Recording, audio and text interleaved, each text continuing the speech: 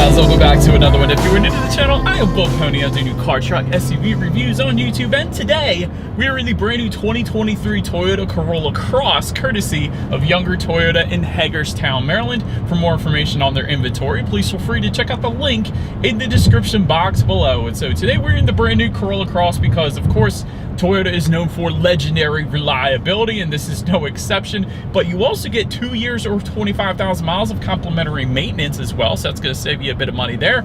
All-wheel drive availability as well. We do have an all-wheel drive configuration on this particular Corolla Cross here today. Also, there are some big changes for the 2023 model year to go along with all that. So ultimately in this video, we will be testing out and going over everything about this one, from acceleration to braking, steering feel, ride quality, sound system, exhaust clip, all that fun stuff. So having said all of that, what do you guys say? Let's just go ahead and jump right into it. And as always, let's start with pricing. So there will be a few different trim levels for the 2023 Corolla Cross. First one being the L, starting at $23,060. Then you have the LE for $25,390. And lastly, the XLE, which is the trim level we have today, starting at $27,165. So that was all pricing for the front wheel drive configuration. If you wanted to add all-wheel drive like we have today, simply add $1,300 then to any of those prices. But regardless of trim level that you go with, the power plant is going to be the same. Powering the little beast is a 2-liter naturally aspirated inline 4-cylinder,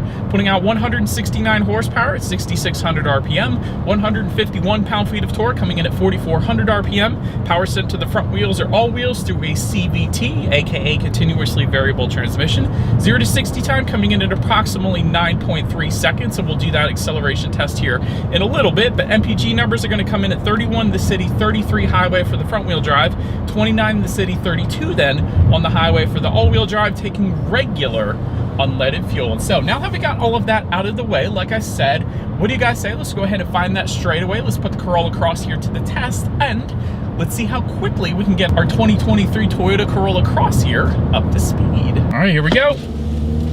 Yo, baby. Just noticed I like the gauges. It's plenty. Actually, it's not bad. I mean, it's not the quickest thing in the world, but certainly quicker than I thought it was going to be honest. So, shouldn't have any issues emerging onto the highway. Honestly, I don't mind that. If you want a really slow car, that would be a Mitsubishi Mirage, but this thing is not bad, honestly. So I don't mind that acceleration. But anyways, to go along with that acceleration, as always, braking is equally important. So up front, you will find 12-inch ventilated front discs. In the back, 11.1-inch solid rear discs. As far as the 6-0 stopping distance goes, it comes in at 120 feet. That's insanely impressive for an SUV, where SUVs typically you find in 130s almost every single time, sometimes the upper 120s. So 120 feet, that's almost sports sedan good. Sports sedan good is like lower 1-teens, but 120 feet, that's plenty fine. As far as braking feel goes, definitely on the firm side of things, so I like that. I like the braking feel in the Corolla Cross. It's not a soft braking feel whatsoever, so instantly brings you to a stop. Well done, Toyota. But anyways, then touching on suspension and handling, up front you're going to get an independent McPherson strut front suspension.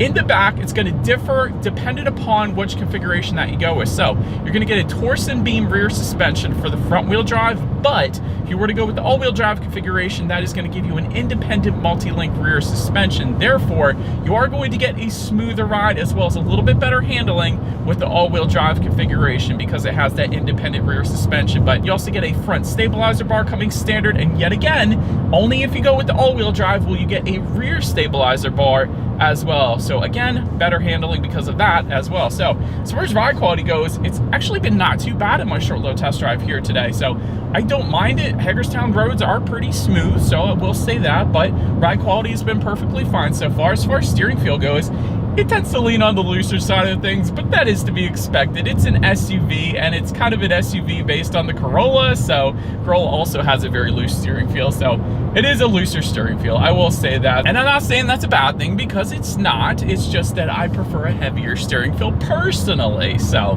that's me. I know my wife loves the looser steering feel, so anyways, to each their own. As far as cabin noise goes, we're going 57 miles per hour right now. There is a little bit of road noise when you hit the worser spots in the road, so you do get a little bit of road noise with this thing, but the wind noise is actually pretty well at bay, so I don't mind the cabin noise. Again, just a little bit of road noise there. As far as rear visibility goes, it's not bad. Honestly, it's not bad. It's not as good as like a RAV4 would be, but it's not horrible. So I have no issues with the rear visibility there. But that about rounds out the performance segment of this review, you guys. Let's now go ahead and take a look at the exterior of our brand new 2023 Toyota Corolla Cross. All right, you guys, here she is, the new 2023 Toyota Corolla Cross, finished in jet black, in case you were curious of our exterior color name. But as always, let's go ahead and start where this one is made. Final assembly point is actually in Alabama, so made in the USA, which is interesting because the Corollas are still made in Japan, but the Corolla Cross is made in the US. So fun fact for you. But anyways, as always, let's go ahead and start up front. Black front grille is going to come on the L and LE trim levels, but you will get a metallic paint surround for the XLE. So that is currently what you guys are looking at, just surrounding that front grille there. So looks pretty dang good. I like it with the black exterior especially.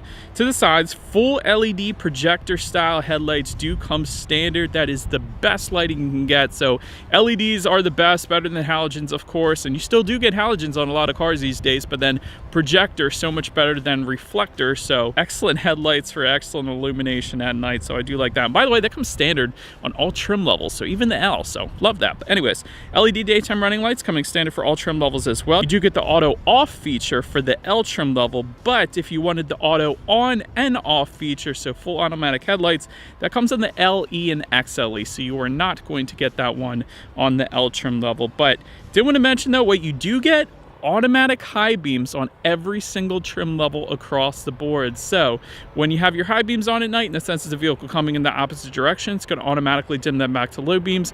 Then when that vehicle is gone, it's going to automatically then bounce it back up to high beams. So definitely a big fan of that. And if you were to go with that XLE that we have today, one of my favorite parts about the front end, you do get LED fog lights. You guys can see that on the bottom portion of that front fascia there. So they look dang good as well. So I do love the look of the front end, especially in black on this one and our XLE trim. So very nice looking front end. But anyways, now let's go ahead and make our way to the side of this one. All right, so now since we are around to the side of the Corolla Cross, black roof rails will come standard on the LE and XLE trim levels. Rear privacy glass, same thing, LE and XLE trim levels.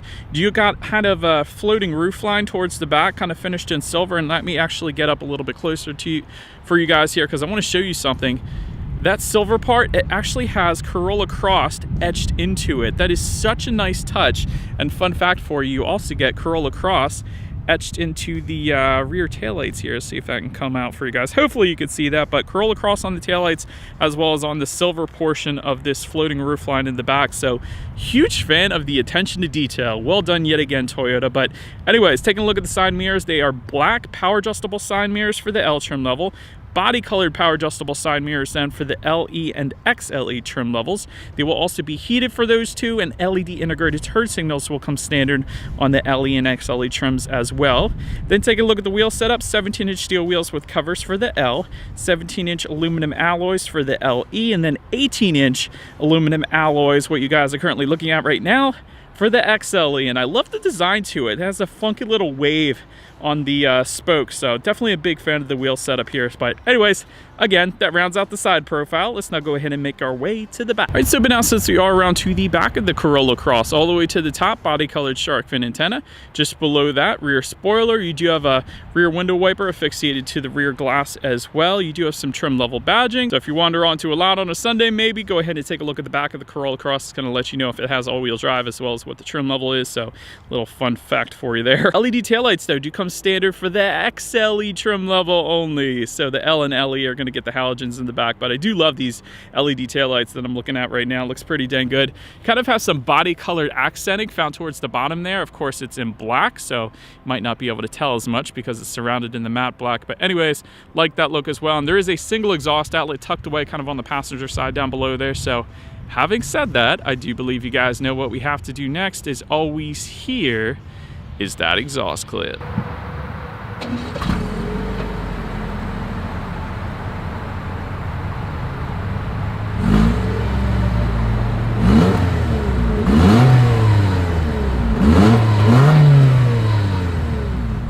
Alright, and so but now since we are around still to the back of the Corolla Cross here, when it comes to opening that rear tailgate, it is a manual tailgate unless you go with the convenience package, which is going to give you a power moonroof that we have today and a couple other things. But that particular package is going to give you a power tailgate. So simply press the button on the key fob or just press the button on the tailgate itself. It is going to automatically then open up for you. But anyways, once opened up, cargo capacity comes in at 26.5 cubic feet. Of course, there is a 60-40 split, meaning the rear seats do fold down for quite a bit of extra space then if you needed it. But there's a lot going on in the cargo area of the Corolla Cross, and I say that because there's LED cargo lighting. A lot of times you'll find halogens in the cargo area, so I do like that. You will get a cargo cover for the XLE trim level. It's going to be optional on the LE, so we do have that as well. There are also a couple grocery bag hooks. I was surprised to see that. There's some chrome plated tie down anchors.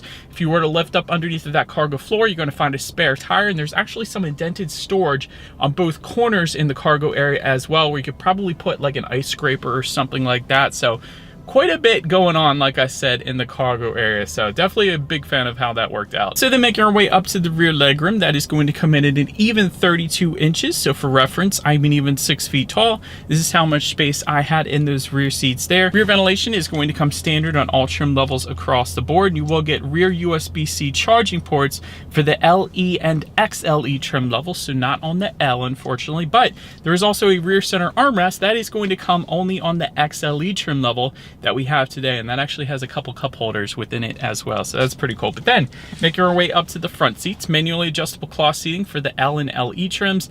XLE trim level is going to add to that 10-way power driver's seat with powered lumbar, heated front seats then, and Softex upholstery. So that is what we are currently have with us here today.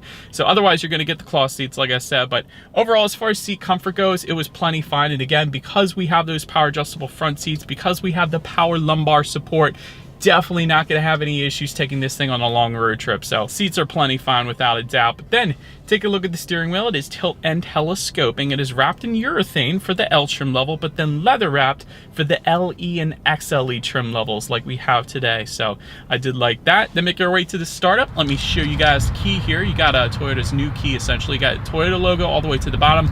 Lock, unlock, and again, that button to pop the power rear tailgate there. But it is all keyless entry with a push button start if you go with the LE or XLE trim level. So all I'm going to do here is simply put my foot on the brake and press that engine start button, kind of located just by the driver's right knee. And so once started up, you're going to find two different gauge clusters. And so the first one is going to belong to the L and LE trims. It's going to be a 4.2-inch digital display screen essentially, but the XLE trim level is going to give you a 7-inch full digital gauge cluster, engine temp all the way to your left, fuel information on your right. And again, digital screen can be adjusted by using the steering wheel mounted controls found on the left side of the steering wheel. And that is going to tell you your average miles per gallon at any given time, how many miles you have left until you hit empty, outside temperature as well. So pretty much everything you could possibly want on the digital gauges there. And I like that it's fully digital, so definitely a cool look to it. But let's go ahead and touch on overall interior quality. Let me start with my favorite part. Power moonroof is going to be a $940 option for the LE and XLE trims, or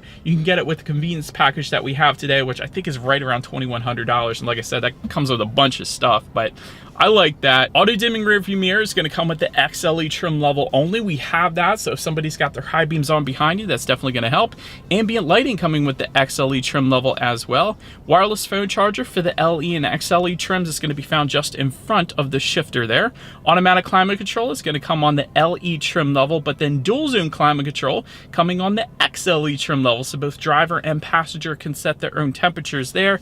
Just behind the shifter, you have an electromechanical parking brake. You have a couple cup holders, and within the center armrest, you actually have a 12-volt power outlet and a USB charging port within there. And overall, interior quality isn't bad. I mean, it does kind of feel like a Toyota Corolla, just a more upscale one, I guess, because we have the XLE trim, but I don't mind the interior quality. You do have some plastic door handles, some plastic accents on the doors as well, but I do like all the gloss black accents surrounding the shifter. I like the silver trim above the passenger side glove box. You got this two-toned color theme with the dark and the light interior as well. I'm a big fan of that. So personally, I don't mind the interior quality. I think it's pretty good for the price range. I'll just put it that way. But now let's go ahead and make our way to the tech. And so this is probably the main change for the 2023 Toyota Corolla Cross is you now have Toyota's next generation infotainment software. Again, new for 2023. 2023, which is an 8-inch color touchscreen display coming standard for all trim levels across the board. Includes Bluetooth and audio streaming,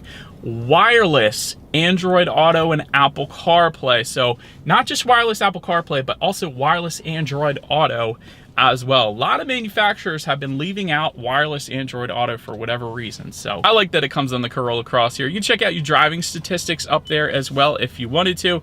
Everything worked pretty darn quickly as well, so there wasn't really a delay whatsoever with this thing. So I was a big fan of that. And of course, you can check out your radio informations up there as well. And so this is where it gets fun. So 6 speakers does come standard at all trim levels across the board, which shouldn't be that bad for the Corolla Cross considering the size of it. But there is an optional 9-speaker JBL sound system that is available for approximately $800 for the LE and XLE trim levels. And you guys may have seen it, but that added that massive subwoofer found in the cargo area as well. So having said that, what do you guys say? Let's go ahead and turn on the radio, see what we got playing today, and let's test out the clarity of this one.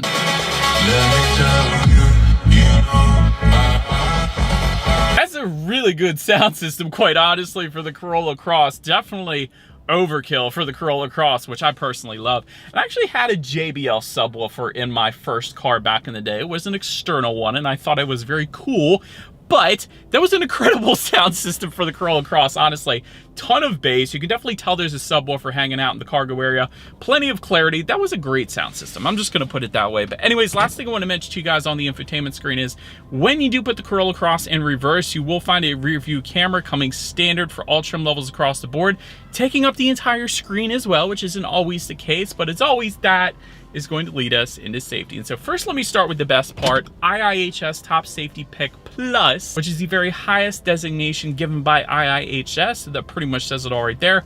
Front side curtain airbags do come standard. You get a driver's knee airbag as well as rear side impact airbags, which a lot of times is like a $300 to $600 option on BMW and Mercedes, things like that. So they come standard on the Corolla Cross, and actually as well as the Corolla, believe it or not. So that's pretty cool. In the back, also latch, aka lower anchors and tethers for children for the rear car seats, rear child door locks, tire pressure monitoring system, but also new for 2023, Toyota Safety Sense 3.0. And so that's going to include pre-collision system with pedestrian detection, lane departure alert with steering assist, lane tracing assist, dynamic radar cruise control, road sign assist, and then the LE and XLE trims that is going to add to that, blind spot monitoring system with rear cross traffic alert, and safe exit assist then as well. So overall, when it comes to my final thoughts here of the Corolla Cross, I love that JBL sound system. I'm just going to start by saying that.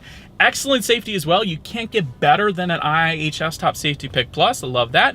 Good starting price point as well. You got wireless Android Auto, Apple CarPlay. That's still rare. I would say 90% of vehicles out there that I review do not have the wireless Android Auto. A lot of them have the Apple CarPlay, but not the wireless Android Auto. So that's pretty cool. As far as room for improvement goes, I would just say really one thing. It's kind of slow, but I would think that's fine, just because the trade-off would probably be adding a turbocharger to this thing, which would hinder the reliability.